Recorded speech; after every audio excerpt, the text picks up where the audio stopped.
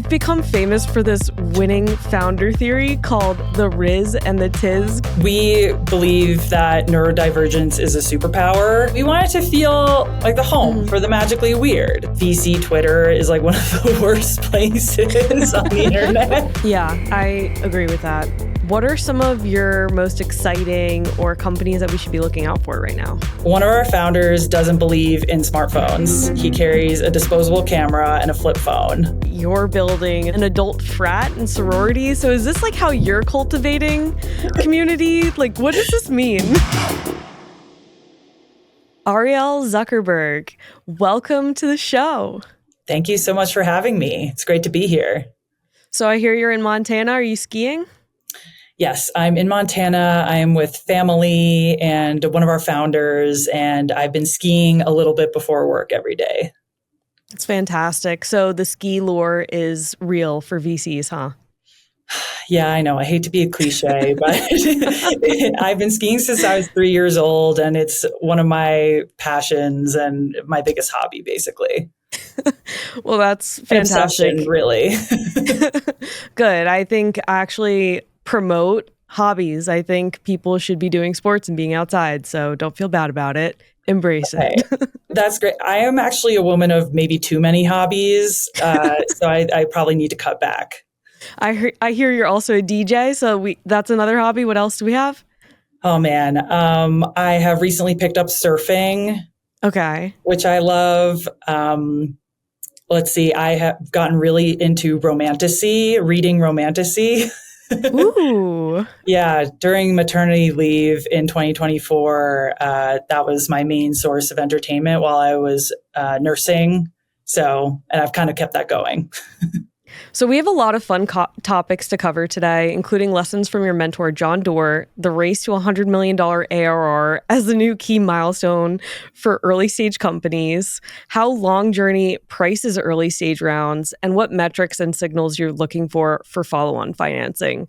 But to start, you've become famous for this winning founder theory called the Rizz and the Tiz. Could you just unpack this for us? Yes, of course. So this is kind of how we think about evaluating founders at Long Journey. Literally in our investment committee meetings, we talk about whether or not this founder has the right balance of Rizz and Tiz. And what that means, Rizz is charisma, of course, which is, can this person recruit an amazing team? Can they attract downstream funding? Are they going to be a magnetic leader? We believe that neurodivergence is a superpower, and we look for people that live their lives differently. And I think it also represents an intensity and directness. So we want the balance of both, and we think it kind of takes both to be an amazing founder. Do you have any examples of the Rizz and the Tiz? One of our founders doesn't believe in smartphones. He carries a disposable camera and a flip phone. Wow. Yeah. And we have another founder who is obsessed with delegating and also uses special focus glasses sometimes when he works that has like these slits in them so you can only see your computer. So these are kind of some of the examples of people who are living their lives differently, but those people are also incredibly magnetic and, they have the Rizz too. Well, to your point and to the ethos of Long Journey Ventures, you do invest into the magically weird. And sometimes we don't exactly know what that looks like or feels like, but it seems like that's kind of spot on with the type of founder you guys look for. Definitely. I mean, I think these things are like a proxy for the examples I gave are like a proxy for people who live their lives differently and are, have the boldness to go after a really magically weird idea. Speaking of the team, so Lee says that Cyan might be the soul of Long Journey, but you're the vibe. So what does that mean? How are you the vibe?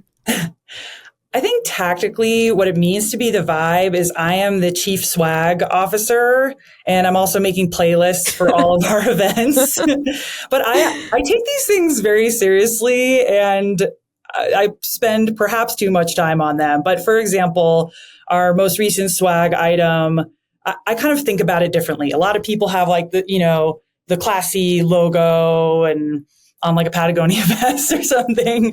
I like to think about it more as merch than swag. So I find inspiration from like rock concerts, festivals, sports teams, like merch that you would purchase. So our previous piece of swag was like this unicorn that was on fire with a guitar, and it was like skulls and shit. It was, it looks like a rock band shirt.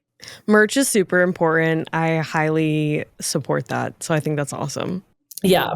I mean, we've had other VCs wear our swag at events. Okay, that's a positive indicator. I So think that's a working. good indicator. That's a good signal right there. Absolutely.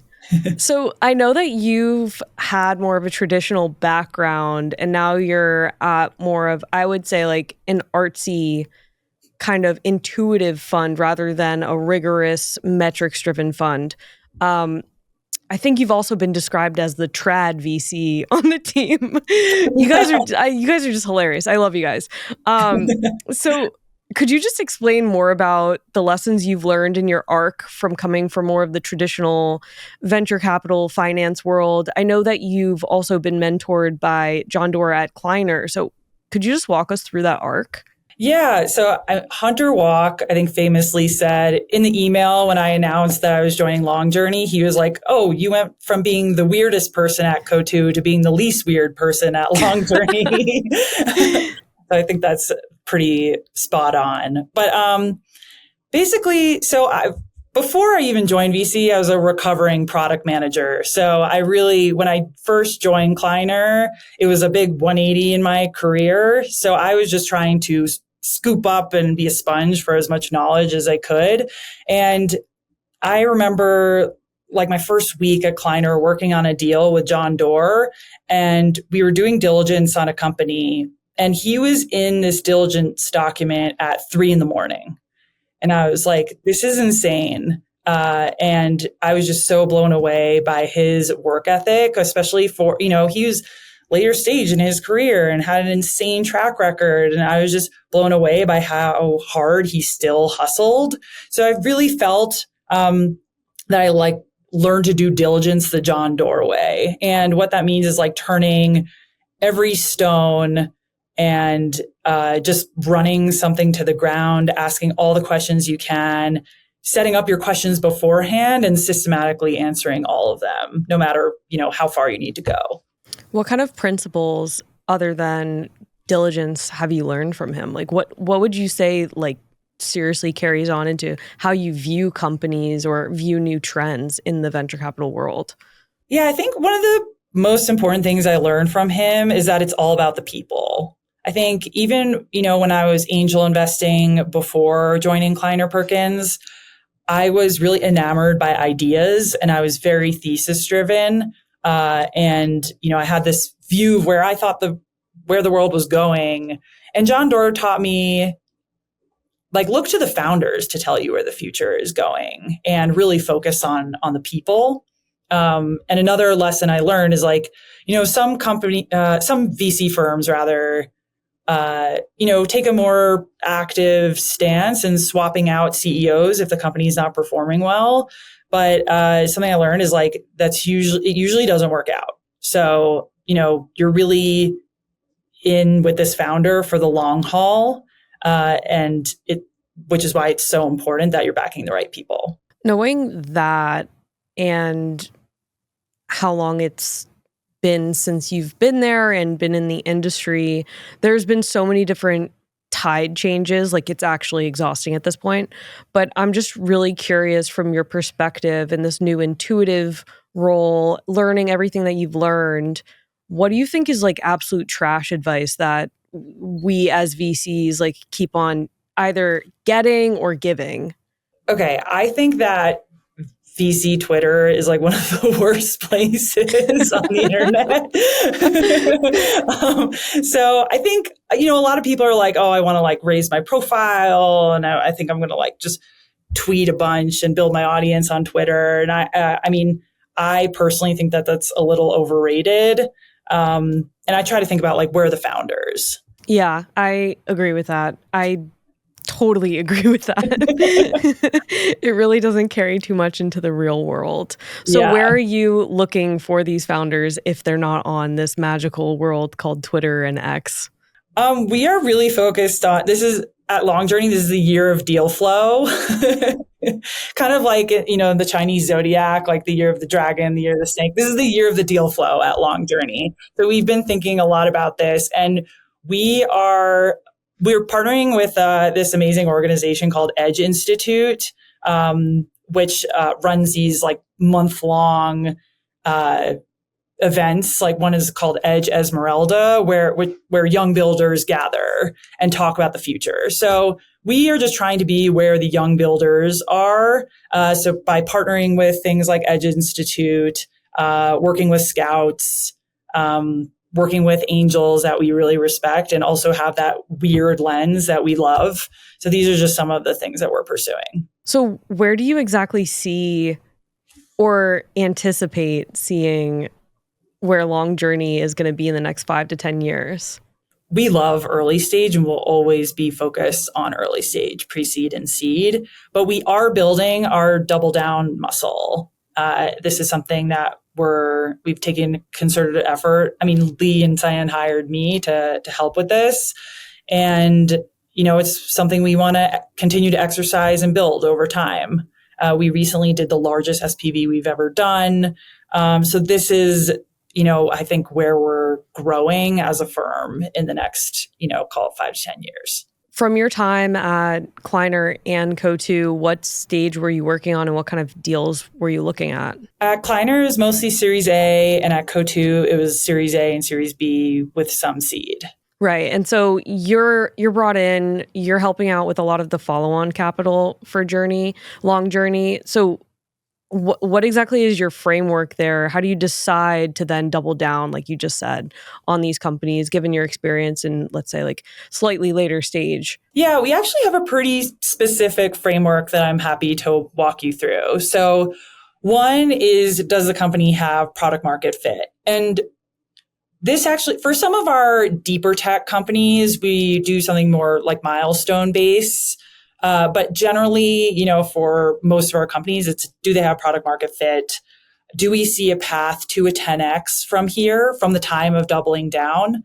Does it still feel proprietary? Like, is there still something weird about it? Or do we have some unique perspective or angle on why are we the ones who are doubling down and where other people might see the company differently? Like, what information do we have that others don't? Are there any specific metrics that are associated with that? I know you said like 100x.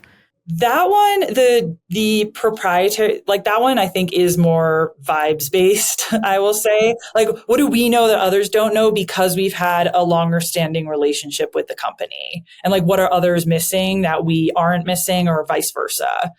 So that's what I mean by like, how proprietary is this?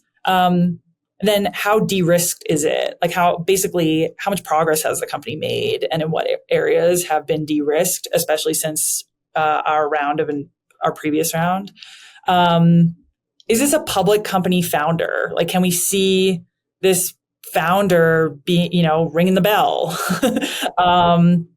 Is this one of our breakout companies, or would we consider this a flagship deal or a generational company? That's also kind of more vibes based. And then how do we think about downstream investor demand? Because, compared to some other funds out there, we're a smaller fund. So we're not going to be able to capitalize the company throughout their entire journey. So what do we think the demand from our downstream peers will be? How far into follow-on capital do you go? Like, are you going into the Bs, the Cs, the Ds? Is it mostly in the As? Yeah. So our goal, and this is kind of goes back to the 5 to 10 years, where do you see Long Journey? Our stated goal for this fund is that we don't want to be afraid to put up to $25 million into our best companies. And that's over time. So, our initial check, we're leading pre-seed and seed rounds. Let's call it with like a $1 to $2.5 million check. So that kind of gives you an idea of, how much capital we want to deploy into our top companies over time. How do you think about pricing between those rounds? Like, are you super price sensitive? Is that a factor that comes into follow on? Yeah, we are super price sensitive, I would say. And our average entry valuation on the pre-seed and seed side is about 15, which I think is quite a bit lower than a lot of other folks out there, and something we're very proud of. I think that also reflects the kind of crazy stuff that we love. But when I joined Long Journey, I wasn't as familiar with fund models. That wasn't a big focus area of mine at Coatue or Kleiner. But Lee immediately got me deep in the weeds of what the main levers are with our fund model. And entry valuation is so, so important. And I learned this pretty early on, basically week one at Long Journey. He showed me entering at 25 million versus 15 million, the exit value of the company and how that impacts the fund model is very significant. So it's something that we are always keeping in mind. Do you think that's something founders should understand more too? Like, I find there's kind of often a disconnect because VCs are always seen as hungry capitalists and are evil. But there is an actual structure behind this, and it's also to protect them in the long term as well. So how do you think about that? Yeah, we try to explain this to founders when we're kind of negotiating terms. But yeah, definitely wasn't as much of a concern at Coatue. For example, entry valuation, it didn't, we kind of thought about the model differently at Coatue, and that just wasn't kind of the lever that we were focused on. Yeah. Well, we're seeing those 2021 pricings kind of come full circle.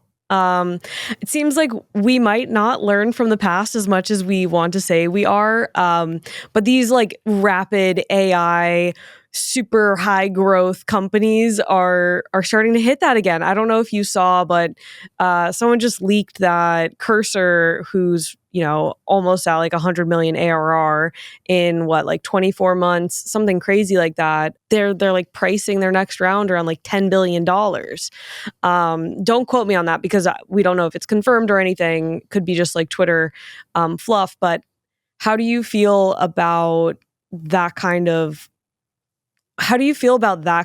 narrative coming back into the market? Well, what I'm seeing is it's made it very difficult for non-AI companies to get funding, I think. A lot of folks are kind of expecting, when there are companies out there going from 0 to 100 in 24 months, it kind of resets the bar. And if you are a company that's growing really nicely, when previously you could get an amazing Series A done, I think you're now being compared to these companies that are just blowing up because they're in AI or just because the demand is explosive for some other reason. But yeah, I think it's made it really difficult for companies who aren't growing in that way to get the attention that they deserve. So the market is taking a really hard pivot into these extremely efficient and fast growth AI companies.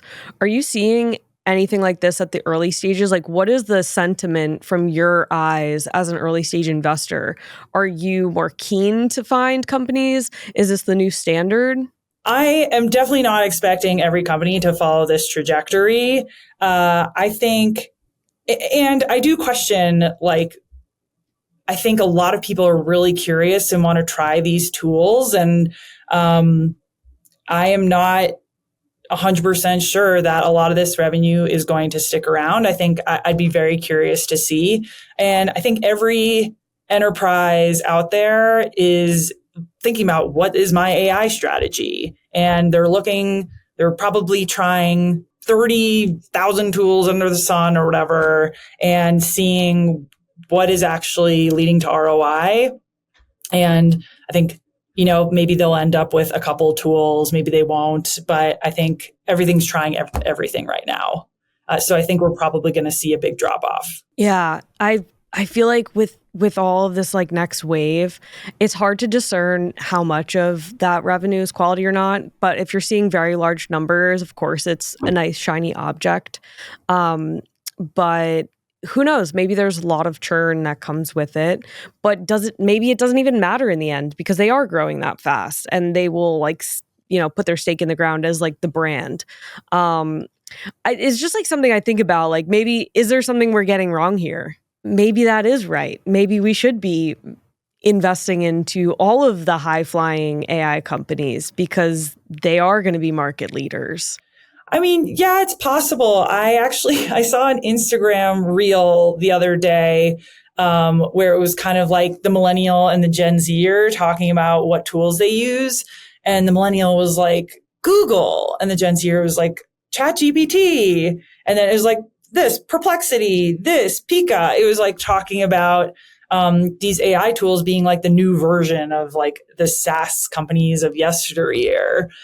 So maybe like these newer tools will take over. I think the narrative previously was like, oh, like the incumbents have all the customers already. They'll just like add AI into their own tools. But yeah, I think what we could be getting wrong is like, maybe you kind of have to rethink the entire tool from the ground up to be AI native. And maybe that matters versus like layering it into your existing product. Do you expect most of new companies that are coming out to be AI native? Like I'm thinking how much of what you're seeing in your deal flow is AI native? And do you want it to be? Yeah, we are seeing quite a few AI native. I would say like, the the word that people are using is like agentic, which I know. hate for some reason. I don't like it gives either. me the heebie-jeebies, but yeah, I think so. We've invested in a couple like vertical software plays that are AI native, and but I think it's like mostly about when we made those investments, it's mostly because like the founder has like differentiated insight into like go to market. So it's not it's the AI is like the cherry on top. But I do think, look, like the chat interface, I think back in like 2017 when this was for like chatbots were first becoming a thing, just the experience wasn't that good. But now I think it's just blown up. And I think you can do so much with like the chat interface. So that's like one way that we're seeing these like AI native apps like getting tasks done through chat interface. I want to break down a couple companies within the portfolio. What are some of your most exciting or companies that we should be looking out for right now?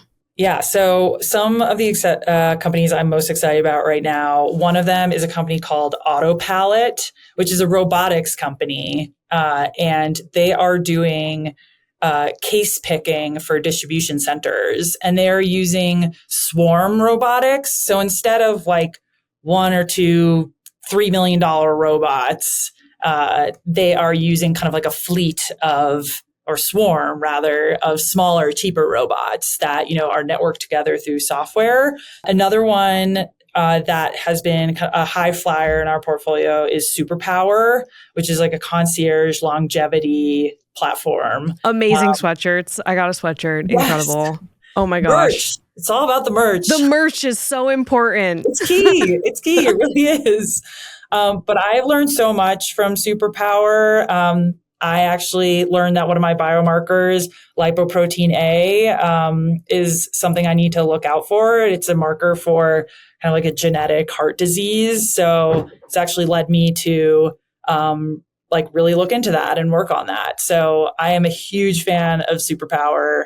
I really love, in our portfolio, we have a company called Bedrock, which is geothermal for commercial real estate. And I am obsessed with the founder, and I love it. I know that Long Journey is more creative in how you find companies, how you work with founders. So what's the most wild adventure you've gone on to find one of these? Okay, I think one of the wildest adventures I went on in my, investing journey is I operated an excavator. Oh my God. It Really? was freaking awesome. It was one of the most fun. This is diligence? Yes, for diligence. Was it like a marketplace for construction vehicles? It was software for allowing people to remotely operate construction equipment. And the company is awesome. And yeah, I got to first try on a VR headset and operate a real vehicle via VR. And then in order to compare their software to the real thing, they then let me into an actual excavator. And I had the freaking time of my life. I was like, this is awesome. So I think Cyan mentioned that you guys have a house, like the house is your office. Yes.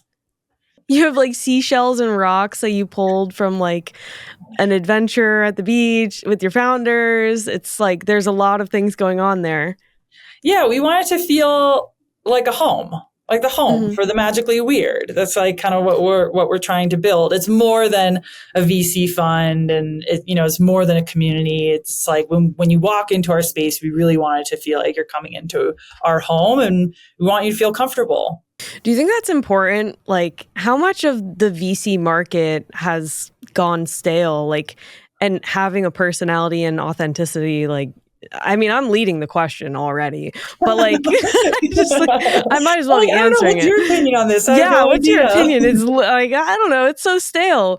So yeah, but do you really, I mean, you've come from traditional VC. Do you think it matters? Like, how much of it is nice to have versus like an actual draw? I mean, it has to be true to yourself, right? Like, I think, Coatue has an excellent brand, and their brand kind of is like excellence and prestige. And I think if they tried to do the same thing, it wouldn't feel authentic. But like, this is who we are, a long journey. So that, it has to be what's like right for you. I think if you, are trying to, kind of convey, it depends on what you're trying to convey and like what your values are.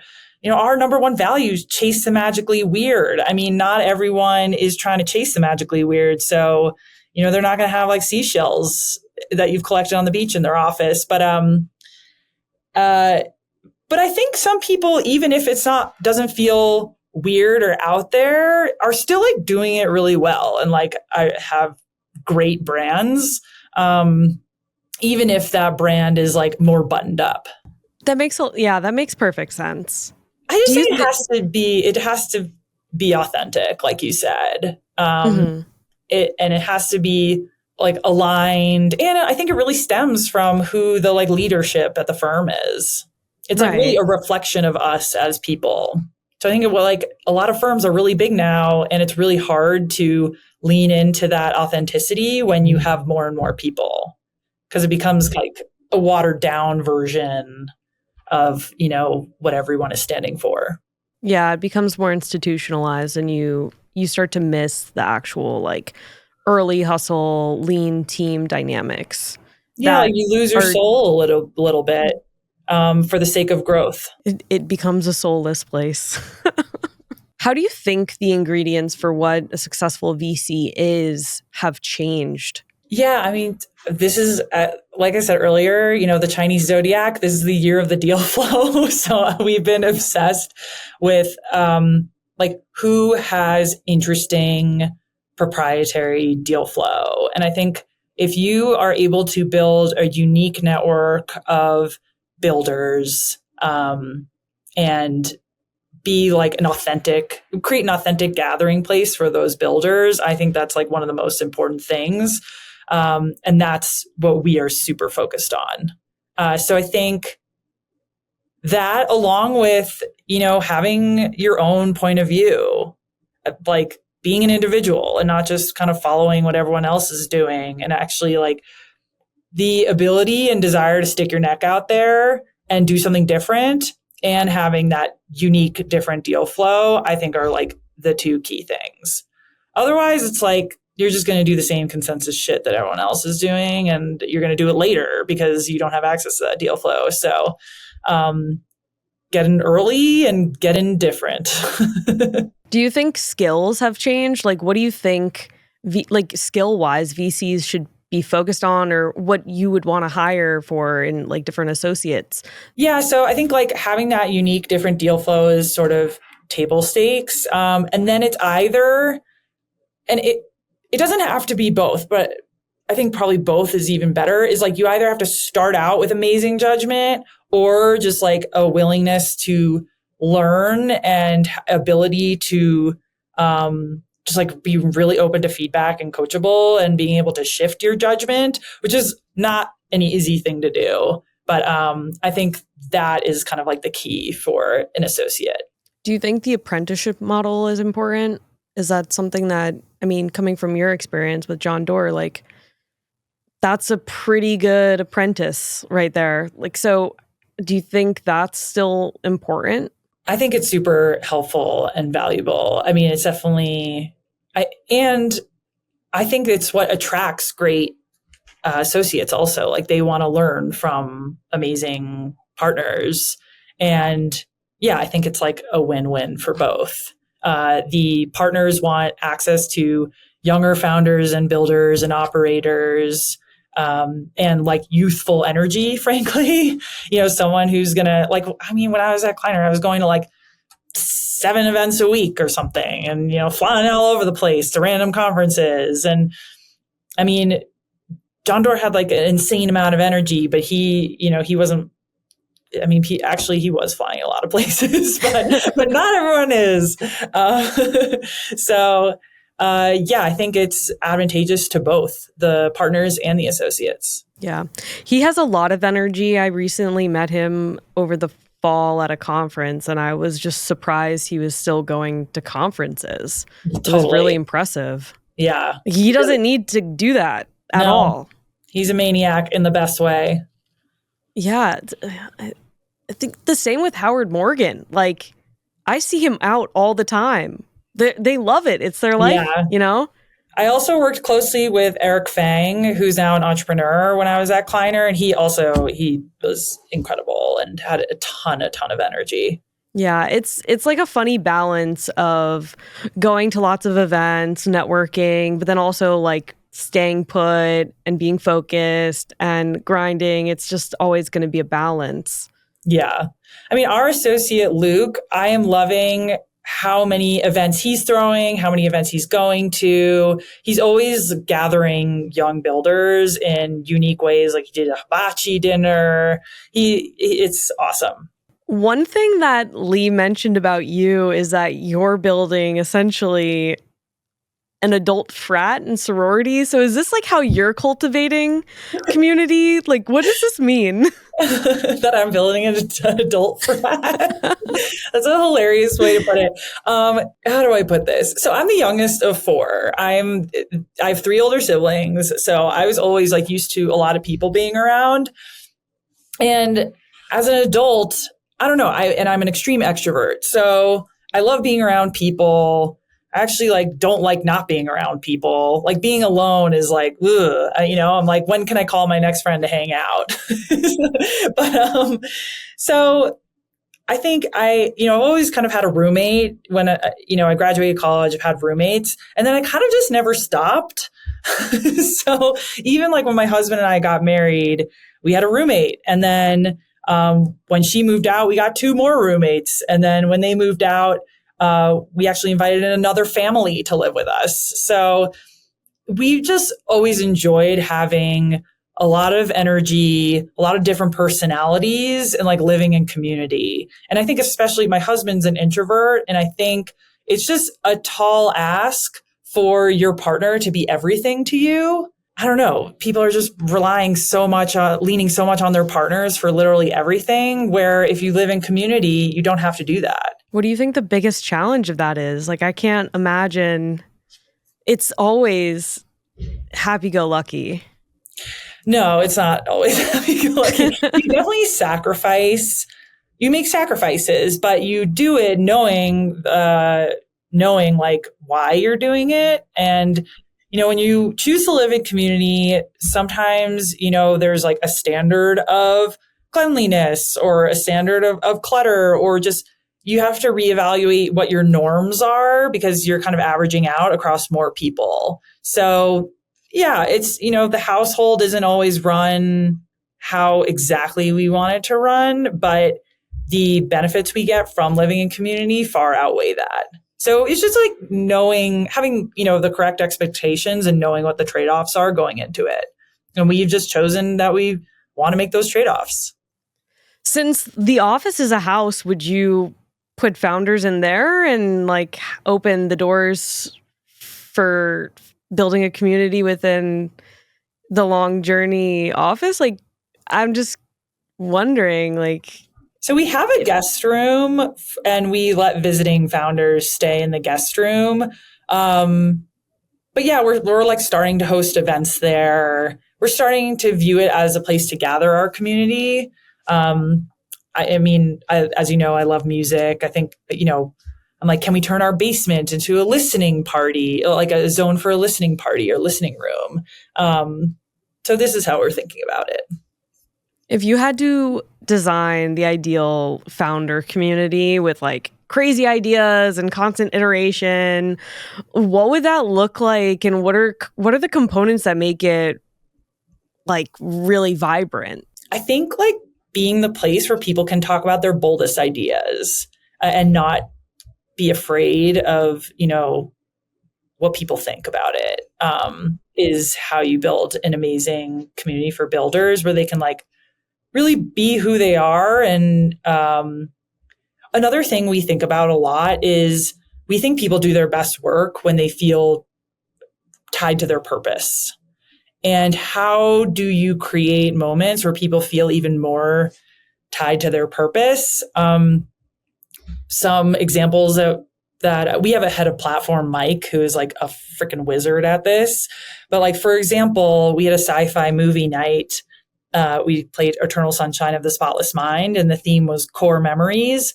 And we had everyone fill out like a piece of stationery and write to someone who played a huge role in a core memory, and then like had them write down the address, and then we sent those off.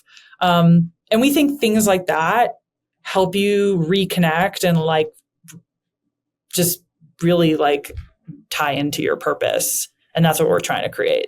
Purpose is one thing that Cyan and Lee had mentioned multiple times when we were talking a couple months ago. Why do you think that purpose has kind of like dimmed a little bit in society? And why do you think we really need to hone in on it? That's a great question. I think it's making a resurgence, but I do think maybe, I don't know, even sometimes talking about purpose, I get a little insecure. Like, do I sound really hokey or do I sound really woo-woo? So I think maybe that instinct or insecurity has held people back from talking about it. Whereas it's really freaking important and people need to embrace it. And I actually think like Gen Z does a really good job of leaning into this. And yeah, I'm really glad that Cyan has been pounding the pavement, talking about this and not being afraid to talk about it, because it's fucking important.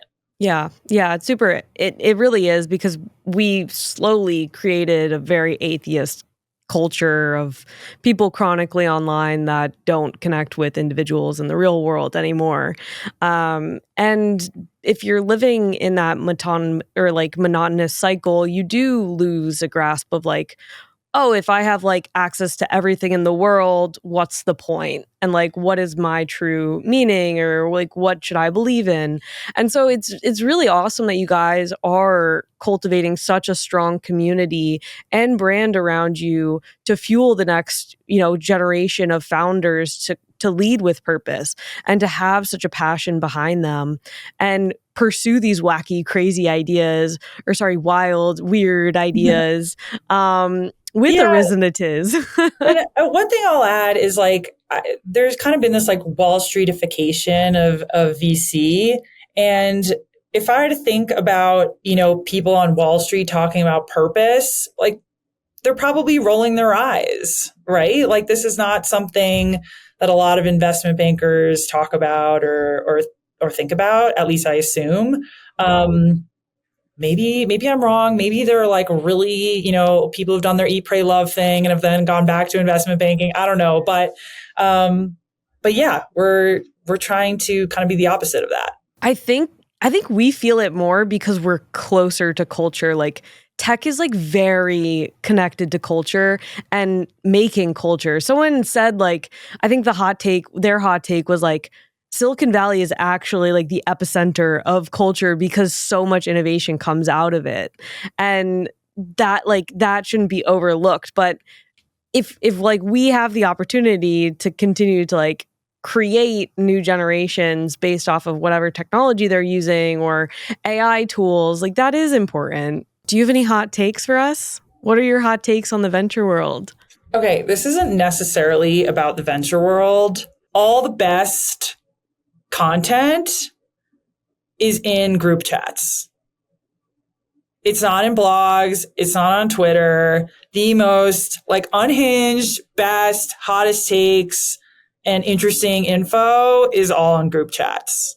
That's kind of my hot take. And so I think like I am not as, I'm not like doom scrolling on Twitter as much. But I am a part of a lot of like really interesting group chats. And that is where I think the most vibrant conversations are happening. I think most value add is dumb unless it's something we think about is documentary level value add. If you're not going to provide documentary level value add, then it doesn't matter and it's all super marginal. I also believe that value add is something that like VCs should stop marketing. Like just don't market it. The most like value add VCs can give is like commercial value add and like opening doors for contracts and like customers, honestly. Yeah. It's such a value add is such a weird marketing angle. I don't know. I think that's a really good one, honestly. You got me fired up. Yeah. And we also talk about like not being value detracting, which like some VCs actually are. Like some VCs give like bad advice and are really proactive in a bad way. And we're trying to not like, we're here if you need us and give us a call. And otherwise we're going to try to stay out of your way. Because you're building the company. We're not building the company. You are. Yeah, I think Vinod says like 80 to 90% of investors actually provide negative value. Yeah, I've heard that also. Yeah, so we're just trying to be in that, 10 to 20% who aren't.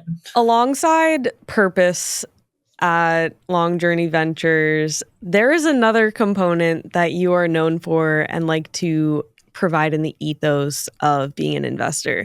Could you share more about that? Are we talking about being a Bubbe? Yes, we're talking about being a Bubbe. Yeah, so this is one of our core values. It's basically our North Star for how we interact with our founders, or aspirationally how we interact with our founders. And a Bubbe is a Yiddish word for grandma. So think of like, your grandma, and what it represents is like your grandma's probably seen some shit. So she's been through a lot. So the roller coaster and ups and downs of the startup journey are not going to phase her because she's probably been through a war, maybe two. So that it's like even keeled, like unfazed by the ups and downs of the startup journey. And then also unconditional love, but tough love. So grandma is going to be direct and tell you how it is. But also, she's going to make you a cup of soup when you're sick and she's going to give you all the hugs and kisses. So that's kind of what that represents. It's like the directness, tough love, but unconditional love. And being unfazed by the ups and downs of the startup journey. Some investors, if something horrible is happening at the company, they're going to be like, oh no, woe is me. But, Bubbe knows that everything's going to be okay and has that perspective from experience. We need the wisdom. Bubbe wisdom. And, they're going to be like cookies around and shit. We need cookies. We need wisdom. It's important. Yeah. It's like, so we kind of, the Long Journey office, we also like kind of wanted to feel like grandma's house in a good way. Not like the smell, but, like a cool grandma. Yeah. Maybe not the smell. Yeah. So to close out, I just want to end on a good positive note. What are you most looking forward to this year? On the personal side, I have a 14-month-old and he has just started taking steps and walking, and it is so beautiful to see. It's my first kid. Congratulations. Thank you. And we're also trying to grow our family. So we're trying to have a second kid. So that's on the personal side. And then on the professional side, I think just like continue to make awesome, weird investments in founders that are kind of pulling the future forward. And, hopefully seeing like downstream investors agree with our weird taste. If it's any indication, I've definitely seen that your portfolio is fantastic, and I have no doubt about that. Oh, thank you. Well, thank you so much, Arielle. It was a pleasure, and I hope you have a wonderful time skiing in Montana. I'm very jealous. Thank you. Are you a skier? I snowboard. Awesome. Yeah, cool. I hope that's okay. I know there's a rivalry there. Oh, no, I actually snowboard. I had an interlude of snowboarding when I was about 10. Love that. Yeah. All right, well, go enjoy the slopes. Thank you so much. Thank you.